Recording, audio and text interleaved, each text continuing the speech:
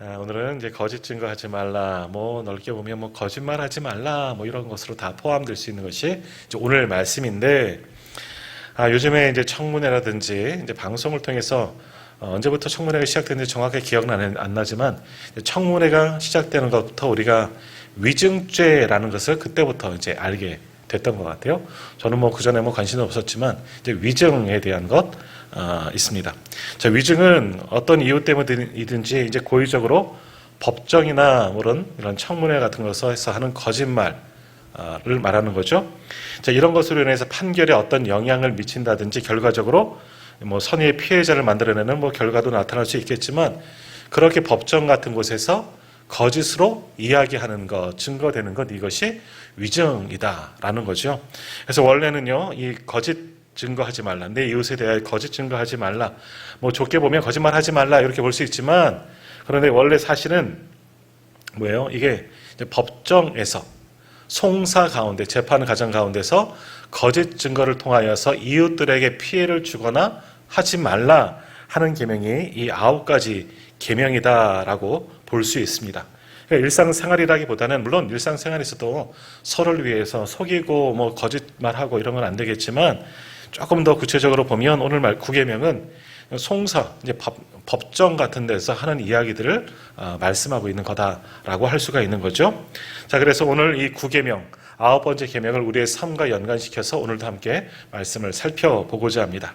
자, 먼저 우리가 이런 재판장 또는 청문회장 다 비슷하지만 이런 곳에서 하는 증언에는요, 책임이 반드시 요구된다 하는 겁니다. 자, 오늘도 말씀을 찾아볼 터인데, 먼저 신명기 17장 한번 보여주시겠어요? 신명기 17장.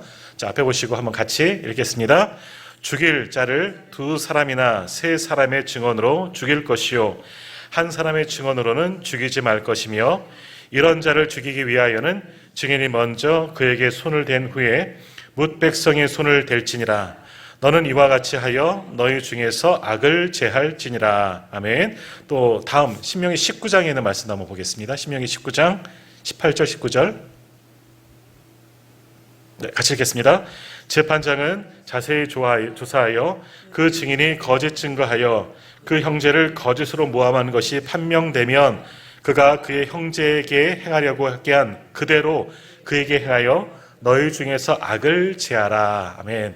자, 이 말씀에도 보면 이제 법정에서 사용되는 거예요. 이 거짓 증인, 법정에서 재판을 받는 과정에 있을 때, 다시 위에 있는 말씀 좀 한번 넘겨주시겠어요? 앞으로 가서. 자, 이 보시면 죽일 자를이라고 나오죠. 사형에 처해질 자들이 있는 겁니다. 우리가 그동안 보았던 것처럼 사형에 처할 자가 이스라엘 백성들에게 어떤 것이 있을까요? 하나님에 대하여서 저주하고 그런 것들. 또 누구죠? 부모에게 저주하는 자들은 죽일지니라. 물론 살인한 자라든지 중범죄도 있겠지만 율법으로 따지면 그래요. 하나님을 저주하고 부모님을 저주하는 사람들은 죽여요. 그런 것도. 또 세상적으로 여러 가지 죄로 인해서 사형에 해당되는 죄가 있는데, 그런 죄를 죽일 자를 말하는 겁니다.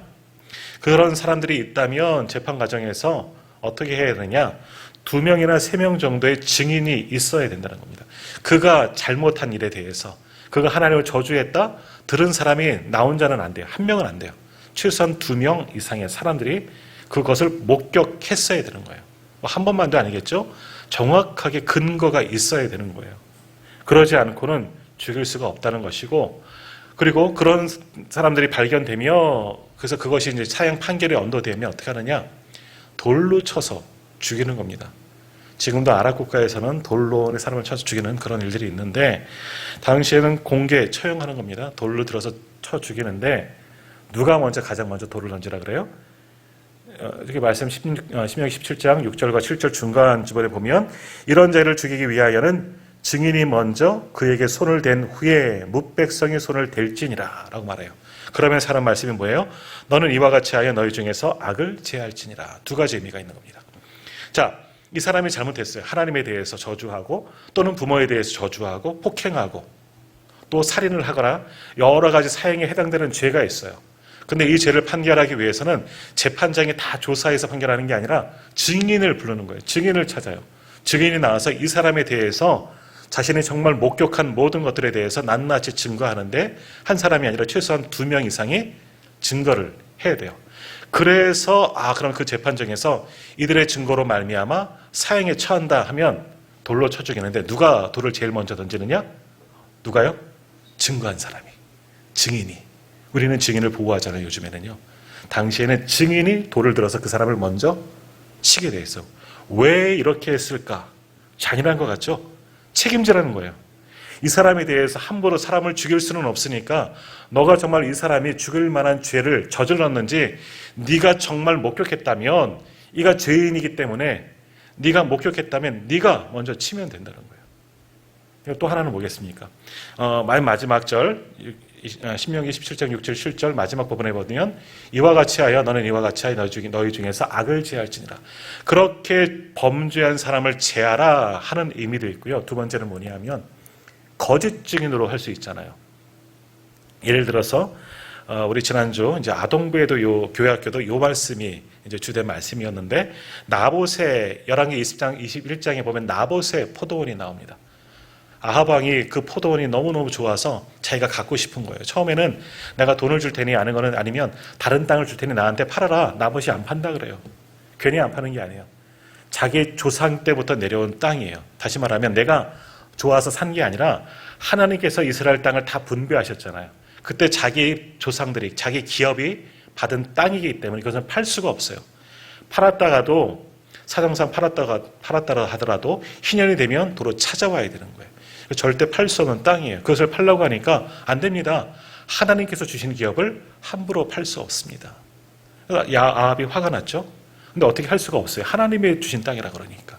근데 아합의 아내 이세벨이 어떻게 합니까? 거짓 증인 2-3명을 세우는 거예요. 그래서 나봇에 대해서 거짓 맹세를 하게 하는 거죠. 증거를 대는 거예요. 그래서 뭐라고 해요? 나봇이 왕을 저주하고 하나님을 저주했다. 하나님을 저주하면 죽을 죄인데 왕을 저주했다.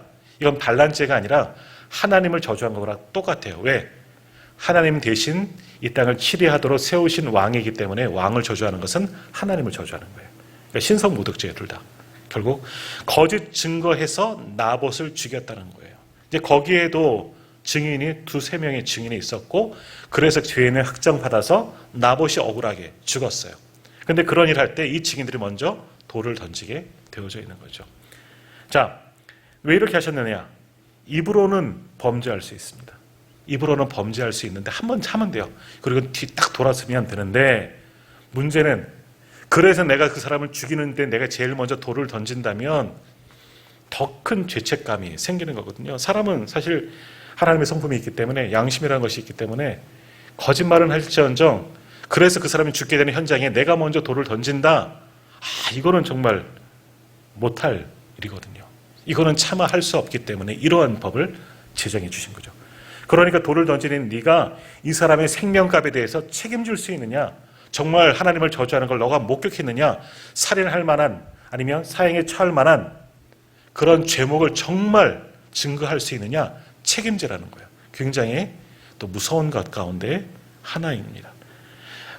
그래서 당시 이스라엘 재판은요, 2-3명의 증인이 항상 있어야 합니다. 요즘에도 엄청난 증인들을 다 드러내긴 하지만, 당시에는 위증을 피하기 위해서는 2명 이상의 증인들이 있어야 돼요. 이게 또 이런 것만이 아니라 예수님이 부활하셨을 때도 보면요, 한 사람이 증거하는 것 갖고는 부족해요. 근데 이상하게도 마태복음에 한 사람의 예수님이 부활하셨다 증거하는데, 마가복음에는 2사람이 증거하는 걸로 또 나오게 되어져 있는데, 예수님이 부활하셨다는 것도 한 명이 아니라 목격자가 2명이면 확실하다. 그것을 이야기하는 거예요. 당시는 이스라엘 백성들은 2명 이상의 증거를 대면 그것이 참이다, 그렇게 여기는 풍습이 있었다는 거예요. 그것을 이야기하는 거죠. 그런데 거짓말을 하게 되면 그 사람의 목숨값을 그 증인들로 책임지게 하였다. 굉장히 중요하다. 거짓 증언하지 않도록 이런 정책까지도, 법까지도 하나님께서 만들어 주셨다라는 겁니다. 그러니까 그만큼 하나님은 죄를 미워하시지만 이 죄를 정확하게 판단하기를 원하셔서 이러한 법을 만드셨다는 거예요. 또 어찌 보면 죄인을 긍휼히 여기시는 하나님의 마음이 바로 거기에 있는 거죠.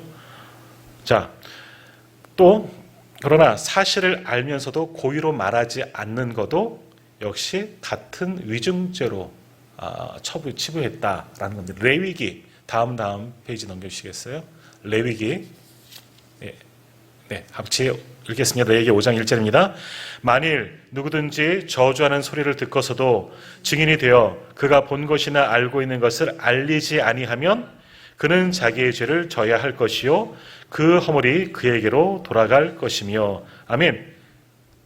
증언하지 않는 것도 같이 취급했다는 거예요. 거짓 증언하는 것도 위증죄로 하나님께서 엄하게 책망하셨지만, 그러나 증인이 되어야 함에도 불구하고 어떤 사람이 그렇게 하나님을 저주하거나 또 왕이나 이런 여러 가지 사형에 해당할 만한 사건을 보고서도 증언하지 않으면 이것도 위증죄로 당신은 마치 치부했다는 거예요. 함께 벌을 받고 그 죄에 대해서, 그 사람이 져야 할 죄에 대해서 증언하지 않는 사람도 함께 책임을 대신 받았다라는 거예요.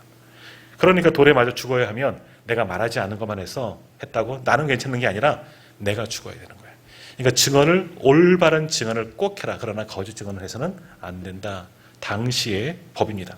좀 무섭고 이렇게까지 해야 하나 하지만 그만큼 어찌 보면 하나님께서는 생명을 소중히 여기시기 때문에 이웃의 생명을 다스릴 수 있는 이 거짓 증언 같은 거는 절대로 결코 해서는 안 된다. 아주 엄격하게 엄하게 하나님께서는 말씀하고 계시는 겁니다.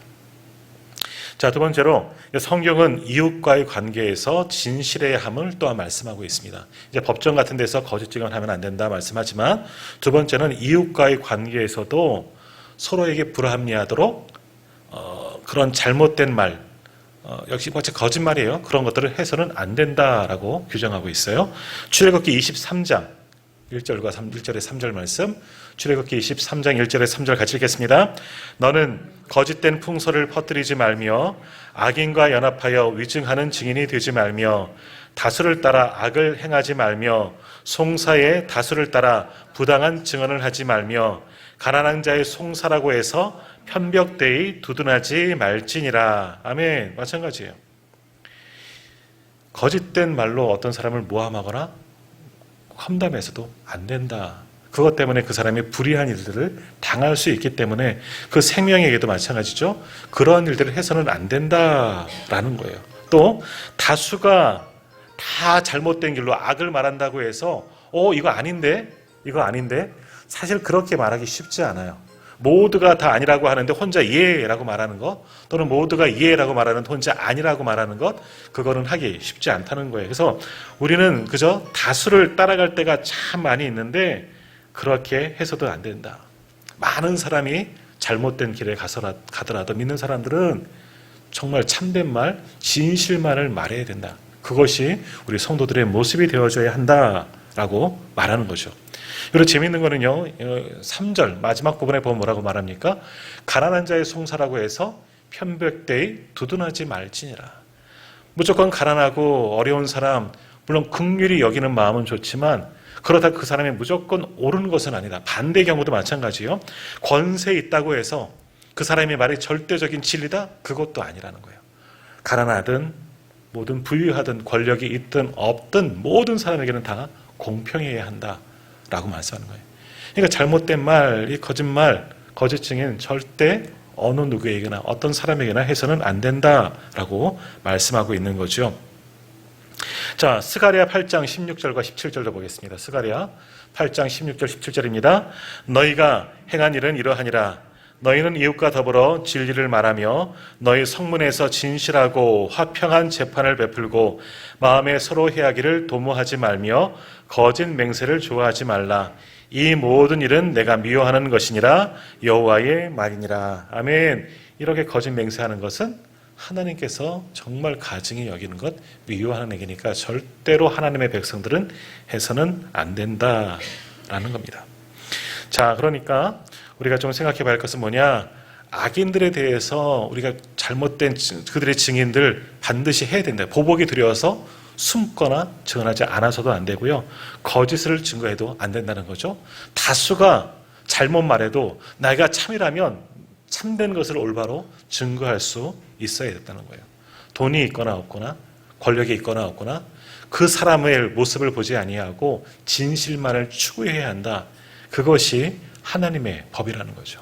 더욱이 하나님은 거짓 맹세하는 것을 미워하신다. 정말 가증히 여기신다라는 거예요.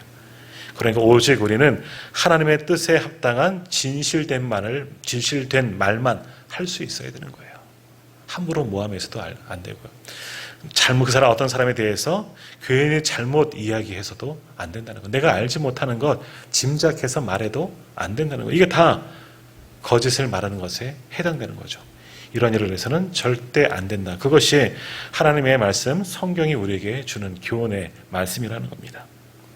그러므로 성경은 우리가 악한 말, 거짓된 말, 거짓 증거하는 것을 피하라 라고 우리에게 말씀하십니다. 자, 신약의 말씀을 보면요. 마태복음 12장 말씀. 자, 마태복음 12장 36절 37절 말씀 같이 읽겠습니다. 내가 너희에게 이르노니 사람이 무슨 무익한 말을 하든지 심판 날에 이에 대하여 신문을 받으리니 내 말로 의롭다함을 받고 내 말로 정죄함을 받으리라. 아멘. 우리가 무익한 말을 하면 지금 본 것처럼 거짓된 말이라든지 위증이라든지 남에 대해서 모함한다든지 거짓말을 한다든지 이런 것들을 하면 마지막 때에 그 일을 통하여서 하나님께서 심판 때 우리에게 책임을 물으신다는 겁니다. 하나님의 심판을 피할 수가 없다는 거죠. 우리가 로마서에서 보았던 것처럼 뭡니까? 사람은 속일 수 있어요. 우리는 사람은 속일 수 있고 우리는 속을 수 있지만 누구는 속일 수 없다? 하나님은 속일 수가 없다는 거예요. 그러니까 무익한 말을 하면 그때는 모면하고 무익한 말을 통해서 또 내가 싫어하고 내가 좀 저주하는 사람들을 해코지할 수는 있겠지만 그러나 하나님은 이것도 선악간에 다 판단하신다. 마지막 때에 이것을 반드시 물으신다라고 말씀하고 있습니다. 자, 요한복음 8장 44절. 요한복음 8장 44절 같이 읽습니다. 너희는 너희 아비 마귀에게서 났으니 너희 아비의 욕심대로 너희도 행하고자 하느니라. 그는 처음부터 살인한 자요 진리가 그 속에 없으므로 진리에 서지 못하고 거짓을 말할 때마다 제 것으로 말하나니 이는 그가 거짓말쟁이요 거짓의 아비가 되었음이라. 아멘. 자, 이렇게 거짓말하는 영 마귀라고 이야기하고요. 또 마귀는 거짓의 아비다. 이렇게 거짓 증거하고 위증하는 자들은 마귀에게서 난 자들이다. 그렇게 이야기하는 거예요. 마귀의 자녀가 되었다는 거예요. 자, 우리가 그래서 해야 되겠습니까? 예수 믿는 사람들은 하나님의 자녀야죠. 사단 마귀의 자녀가 되면 되겠습니까? 그러니까 우리의 입술을 제거하고 우리 말에 권세가 있다는 것을 깨닫고 함부로 남을 저주하거나 모욕하거나 거짓 맹세, 거짓 증거 절대 해서는 안 된다. 하나님께서 아주 강권적으로 우리에게 말씀하는 거예요. 자, 그런데 모든 거짓말 다 똑같이 적용되느냐? 꼭 그렇지는 않죠.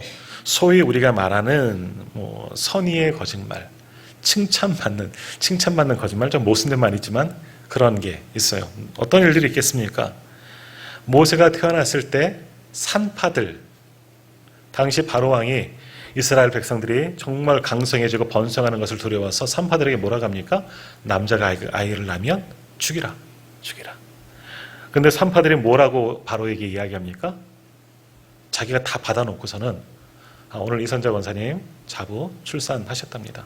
또 제왕절개 말씀이 나왔으니까 제왕절개 하셔서 급하게 또 수술하셨는데 산모나 아기나 또 건강하게 또 기도해 주시고요.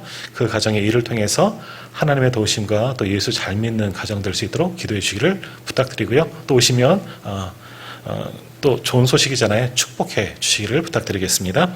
자, 이 모세의 산파 뭐라 그래요? 왕의 명령에 있어 당시 바로는 신과 같은 존재예요. 이스라엘 백성들 히브리인들 중에서 남자아이를 낳으면 죽이라. 근데 산파가 뭐라 그러느냐? 제가 아기를 받으러 갔더니요. 히브리 여자들은 너무나 강건해갖고 건강해갖고 제가 도착하기 전에 벌써 아이를 낳았어요. 제가 손 쓸 틈이 없었네요. 이런 게 선의의 거짓말이라는 거죠. 하나님의 뜻을 이루고자 그들도 하나님을 두려워하기 때문에 바로 앞에서는 그렇게 거짓말을 했지만 그는 오히려 한 민족을 살리고 또 하나님의 뜻을 이룬 것이기 때문에 이것은 선의의 거짓말이다 할 수가 있는 겁니다. 또 기생 라합 같은 경우죠. 이스라엘 정탐꾼들을 산대 밑에 숨겨두고 저쪽으로 갔습니다. 여기 오지 않았습니다. 이렇게 거짓으로 이야기하는 것. 이것도 마찬가지예요. 하나님이 하실 일을 바라보죠. 하나님께서 이 성을 여리고를 무너뜨리기로 이 가나안 땅을 이스라엘 백성들에게 주기로 약속하셨다는 것을 알고 하나님의 일을 하는 것을 도왔다는 거예요. 이런 것들은 이제 선의의 거짓말 이런 정도는 하나님께서도 허용해 주신다라는 거예요. 그러나 야고보서 3장 8절과 9절 말씀을 보면 이런 말씀이 있습니다. 한번 같이 읽겠습니다. 혀는 능히 길들일 사람이 없나니 쉬지 아니하는 악이요 죽이는 독이 가득한 것이라. 이것으로 우리가 주 아버지를 찬송하고 또 이것으로 하나님의 형상대로 지음을 받은 사람을 저주하나니. 아멘. 참 참담한 일이죠. 그러나 선의의 거짓말 외에는 거짓 증거하는 것 모두가 다 악한 것이다 라는 거예요. 그러면서 하시는 말씀이 뭐예요? 우리의 혀는 길들이지 못한다는 거예요. 어느 누구도 제어할 수가 없다는 거죠. 그래서 뭐라 그럽니까? 쉬지 아니하는 악이요 죽이는 독이 가득한 것이라. 뭐가? 우리의 혀, 다시 말해 우리의 말이 그렇다는 거예요. 우리 말이. 입 조심해야 된다는 거예요. 입을 제어하고 지퍼를 닫고 조심하라는 거예요. 말을 많이 하기보다는 많이 듣는 게 그래서 더 좋은 거예요. 잘못 말하면, 그러니까 말을 많이 하는 사람들 중에는 실수하는 경우가 많이 있어요. 저희 이제 친구들 가운데서도, 뭐 저도 그런지는 모르겠지만, 저희 친구들 가운데서 학교 다닐 때 보면 정말 말이 많아요. 꼭 그러다 보면 말로서 실수하는 친구 꼭 있어요. 말 때문에 문제가 생기고 상처 주고 그런 분들이 꼭 있어요. 그러니까 그것이 우리일 수도 있다는 거죠. 나일 수도 있다는 거예요. 그러니까 우리의 혀를, 우리의 말을 항상 조심해야 되는 거예요. 쉬지 않은 악이기 때문에, 죽이는 독이 가득한 것이 우리의 혀요, 우리의 말이기 때문에 항상 조심해야 한다라는 거예요. 또 하나 뭐라 그럽니까? 한 입으로 두 가지를 한다는 거잖아요. 우리가 우리의 입술을 하나님께서 만들어 주셨는데 이걸 가지고 뭐 한다 그래요? 하나님도 찬송하고 하나님의 형상대로 지음받은 사람을 저주하고. 다른 입이 아니잖아요. 입이 두 개가 있어서 이 입은 찬양하고 이 입은 뭐 저주하는 입이 아니라 같은 입을 가지고 하나님께서 만들어주신 하나님의 형상대로 만들어주신 이 입을 통해서 하나님도 찬양하고 악한 사람을 저주하면 되겠느냐? 거짓말, 거짓 증거하면 되겠느냐? 절대 안 된다라는 거예요. 그래서 이제 경건한 이제 예전 이런 또 오해하지 마시고요. 이제 고신 쪽 딱 찍어서 말하긴 그런데 보수적인 좀 이렇게 기독교에서는 뭐랍니까? 대중가요 부르는 것도 굉장히 금했어요. 하나님께서 하나님을 찬양하는 입술로 세상 노래 부르면 되겠느냐? 또 제가 누구를 지목하는 거 아니에요. 또 어떤 그런 게 아니라 보수적으로 우리도 저희 어렸을 때도 많이 그렇게 야단 맞았어요. 막 교회에서 어쩔 때는 뭐 기타 치면 찬양도 하지만 요즘 노래 좋아서 부르면 어른들한테 혼났어요. 야, 하나님이 지으신 입으로 어떻게 세상 노래를 함부로 부르냐. 저도 어렸을 때 그렇게 혼난 적이 있어요. 그랬다니까요. 그게 이게 바로 이 말씀 때문이죠. 하나님을 찬송하는 입술로 어떻게 세상 것을 노래하고 세상 사람을 저주할 수 있느냐. 그것도 하나님의 형상을 닮은 사람을 저주할 수 있느냐. 한 입으로 두 말을 하면 절대 안 된다. 하나님이 우리를 주시는 입은 하나님을 경배하고 사람들을 축복하는 그런 언어를 써야 한다라는 거예요. 그것이 우리에게 입술을, 혀를 주신 목적, 말을 할 수 있는 은혜를 주신 목적이 바로 여기에 있다는 거죠. 자, 그러므로 구원받은 사람, 우리 성도들은요, 말도 변해야 돼요. 그래서 예수 오래 믿으면, 믿음 생활 잘하면 언어에도 품격이 나오고요. 언어에도 믿음이 배어져 나오는 거예요. 사용하는 언어 자체가 다 틀린 거예요. 예전에 쓰던 말이 아니라 우리가 말하는 것만 봐도 알 수가 있는 거죠. 어떤 분이 얼마 전에도 그런 거예요. 정확하게 제가 상황이 기억이 안 나는데 교회 다니세요? 어떻게 아세요? 제가 교회 다니는 거 어떻게 아셨어요? 했더니 말만 들어도 알아요? 그러는 거예요. 그러니까 말 속에 교회에서만 사용되어지는 그런 말이 있어요. 우리는 잘 못 느끼는데 그런 게 있어요. 느낄 수가 있어요.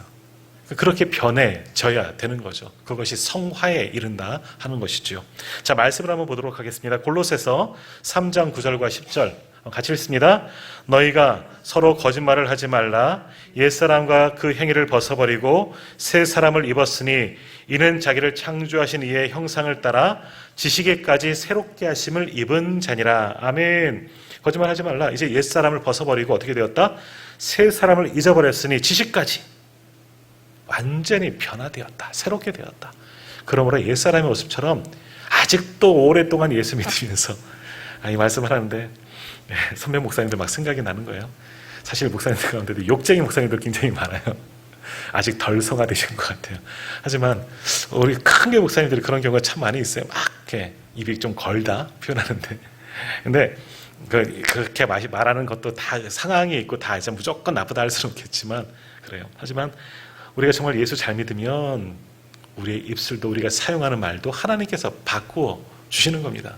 우리들도 그럽니다. 알게 모르게 우리도 그렇게 변화되어 가고 있습니다. 또 에베소서 4장 29절 보십시오. 에베소서 4장 29절 같이 읽겠습니다. 무릇 더러운 말은 너희 입 밖에도 내지 말고 오직 덕을 세우는 데 소용대로 선한 말을 하여 듣는 자들에게 은혜를 끼치게 하라. 아멘. 자, 이것이 우리들의 고민거리인 거예요.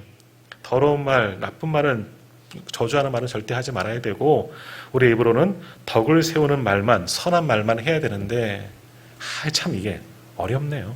그죠? 어려워요. 저도 어려워요. 굉장히 어려워요. 조금 더 유익을 주고 위로하고 격려하고 선한 말만 해야 되는데, 정말 좋은 말만 해야 되는데, 목사 아니에요. 사실 안 돼요. 잘 안 돼요. 힘들어요. 부단히 애쓰고 노력하고 더 거듭나지 않으면 안 되는 것 같아요. 하지만 노력해야죠. 수고해야죠. 우리의 입술을 정말 잘 제어해서 오직 덕을 세우는데, 정말 선한 말을 하는데, 그래서 서로에게 은혜를 끼치는 말만 할 수 있는 우리 모두가 다 되었으면 좋겠습니다. 자, 마지막 에베소서 4장 25절. 에베소 4장 25절 같이 읽습니다. 그런즉 거짓을 버리고 각각 그 이웃과 더불어 참된 것을 말하라. 이는 우리가 서로 지체가 됨이라. 아멘. 우리가 하나의 공동체가 되었다는 거예요. 그러니까 서로에게 참된 것만 말하고 덕을 세워주자. 역시 같은 이야기예요. 자, 그러니까 오늘도 이 거짓 증거하지 말라를 한번 표로 만들어 봤는데요. 거짓 증거하지 말라, 뭐 위증, 거짓말, 뭐는 또 모함하는 말, 저주하는 말, 악을 끼치는 말, 뭐 다 포함되는데, 거짓 증거하지 말라. 결국 하나님께서는 이 말 계명을 주신 것은 우리에게 무엇을 하라 주시려고 이 계명을 주셨느냐? 바로 이거야. 앞으로 옮겨주세요. 다음, 네, 참된 말, 덕을 세우는 말을 하라. 거짓말, 거짓 증거하지 말고 모함하는 말, 저주하지 말고 우리 입술에는 참된 말만 해야 된다. 덕을 세우는 말만 해야 된다. 이것이 하나님의 백성들이 해야 할 말들이다라는 거예요.